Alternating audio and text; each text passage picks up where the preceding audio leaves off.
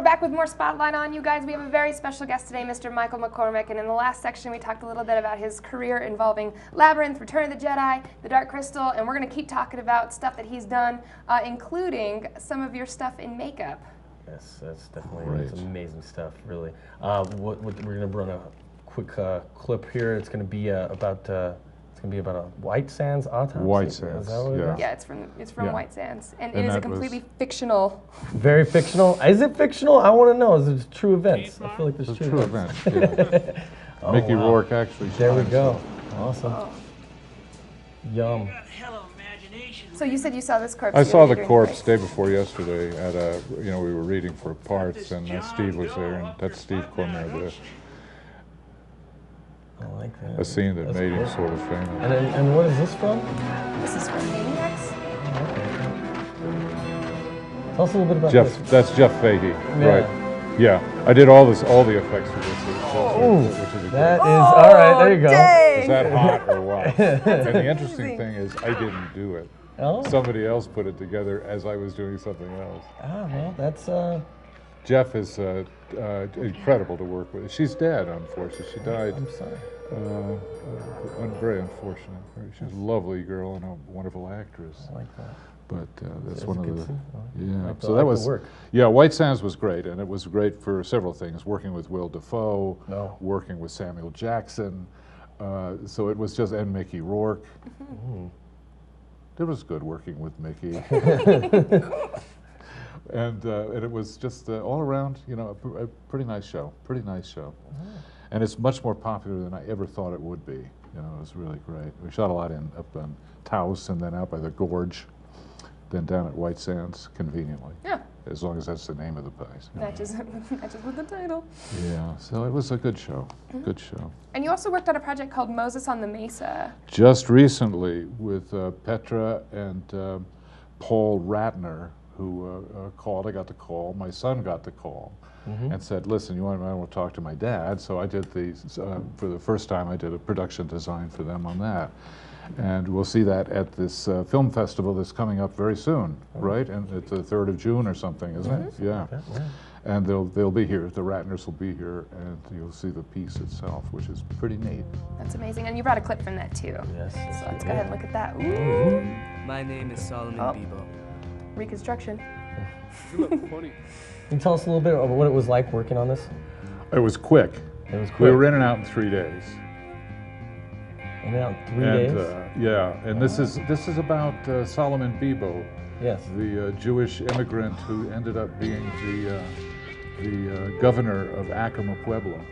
Native. Married an Indian woman and had a wonderful life in New Mexico. Up to a point, then went to San Francisco just in time to have the earthquake. Yeah, It's true. Yeah.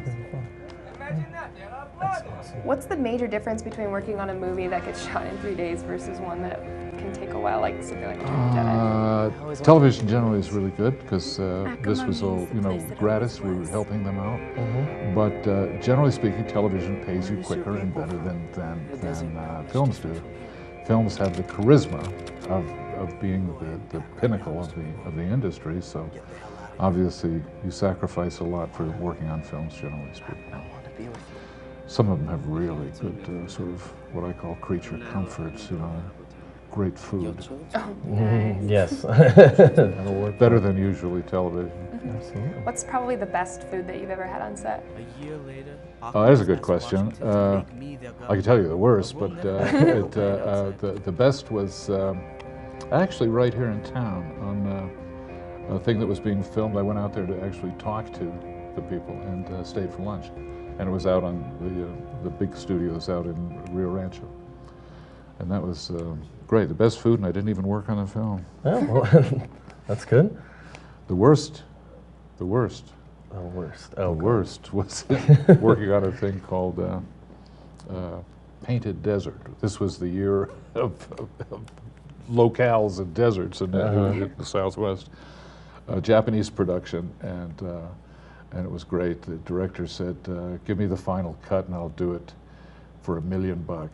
And the guy said, sure, because they'd already allocated $3 million. Nice. All right, that works. Yeah, so we got the bad food end of the stick. Oh, no. It was awful. Lots of sandwiches and stuff. Yes. Now, I have to ask, I'm really trying not to nerd out here. All right, your work, working with such greats as Jim Henson and working on the Star Wars and stuff like that, yeah. I want to ask you, what is your most memorable moment of your entire career, really? What was your favorite point? Single point. That's a great question. If you can't nail it, please try. I have to say the first one was when the day after I interviewed with Brian in Hampstead.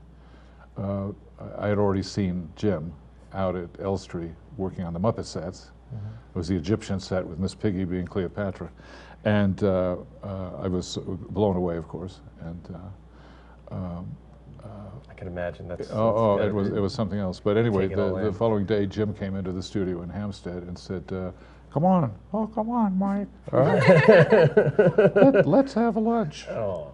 So that was probably, right off the bat, was a showstopper. Right.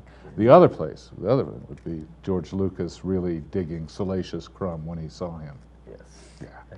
He's got a good following right there. That Salacious Crumb, that's spot on right there. Yeah, and that was great because he was puppeted by Tim Rose, a very good friend of mine from London. He's a New York guy, but was there, stayed in England. And so when I broke an arm, which I did, I got Tim to take over and it was so good because he did a better job than I would have ever done puppeteering. Okay. He really did because he's a genius.